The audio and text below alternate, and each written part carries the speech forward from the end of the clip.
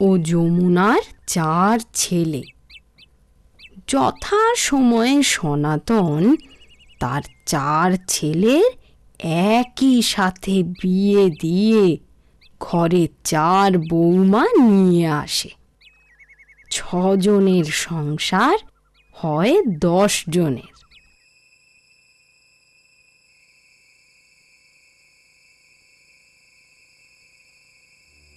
এই 10 জনের সংসারের ঝামেলা আমি আর সামলাতে পারছি নে গো।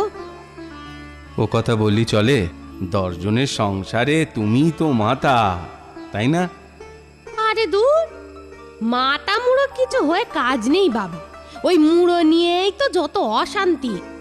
না বাপু, এবারে আমায় তুমি রেহাই দাও দেখি। আরে রেহাই চাইলে কি আর রেহাই পাওয়া যায় গিন্নি? বলি এর নামই তো সংসার। যতদিন জীবন আছে কলুর বলদ হয়ে সংসারের ঘানি টেনে যেতেই হবে আমাদের।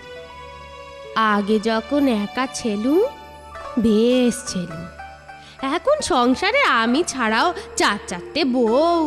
কথা শোনো, 4টে ছেলের বউ তো 4টেই হবে না কি গো? সে কথা নয়, তবে এক এক বউ এক এক রকমের মানিয়ে